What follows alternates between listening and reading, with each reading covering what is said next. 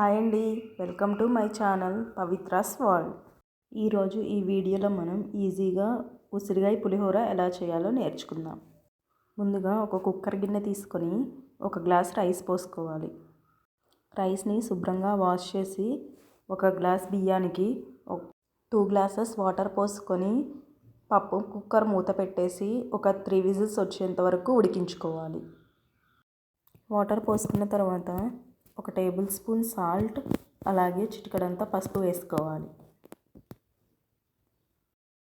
Rice ఉడికేలోపు మనం ఉసిరికాయలు పెద్ద సైజు అయితే ఒక 5, ఒకవేళ చిన్న సైజు ఉంటే ఒక 6-7 ఉసిరికాయలు తీసుకొని శుభ్రంగా కడిగి ఇలా కట్ చేసుకోవాలి.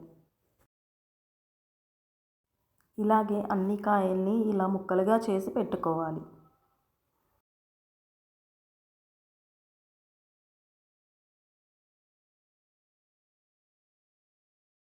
తర్వాత ఒక మిక్సీ జార్ తీసుకొని మనం ఒలుచుకున్న ముక్కల్ని మిక్సీ జార్లో వేసుకోవాలి.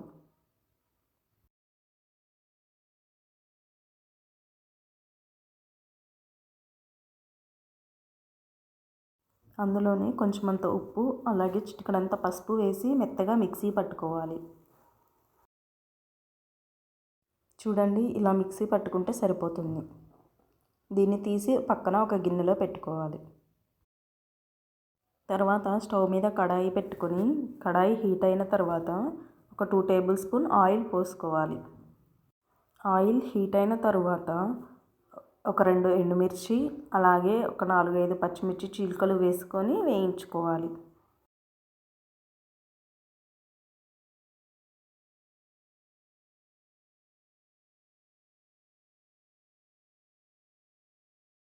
పచ్చిమిర్చి మగ్గిన తర్వాత ఒక 50 గ్రామ్స్ పల్లీలు వేసి వేయించుకోవాలి. చూడండి, పల్లీలు ఫ్రై అయిపోయాయి. ఇందులోనే ఒక టేబుల్ స్పూన్ తాలింపు గింజలు వేసుకొని వేయించుకోవాలి. అలాగే ఒక రెమ్మ కరివేపాకు వేసుకోవాలి.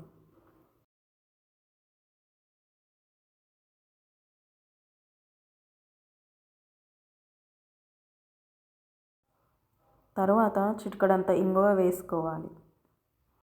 పోపు మగ్గిన తర్వాత మనం ముందుగా మిక్సీ పట్టుకున్న తురుముని అందులో వేసుకొని దాంట్లో ఉండే పచ్చివాసన పోయేంత వరకు ఫ్రై చేసుకోవాలి.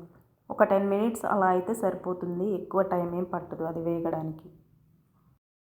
చూడండి, ఉసిరికాయ తురుము కూడా రెడీ అయిపోయింది. స్టవ్ ఆఫ్ చేసి పక్కన పెట్టుకోవాలి. 3 విజిల్స్ వచ్చేసాయండి. రైస్ కూడా ఉడికిపోయింది. చూడండి, రైస్ ఇలా ఉడికించుకుంటే సరిపోతుంది.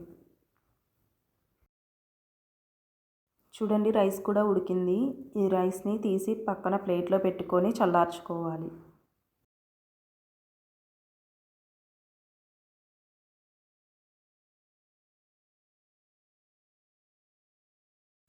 రైస్ని ప్లేట్లో వేసుకొని చల్లార్చుకున్న తర్వాత మనం ముందుగా వేయించుకున్న ఉసిరికాయ తురుముని కూడా అందులో వేసుకొని కలుపుకోవాలి.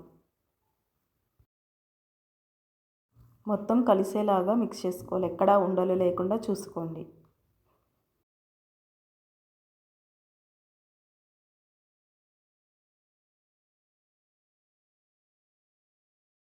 చూడండి, ఎంతో రుచికరమైన ఉసిరికాయ పులిహోర రెడీ. మా వీడియో కనుక మీకు నచ్చినట్లయితే లైక్ చేయండి, అలాగే మీ ఫ్రెండ్స్ అండ్ ఫ్యామిలీ మెంబర్స్కి షేర్ చేయండి.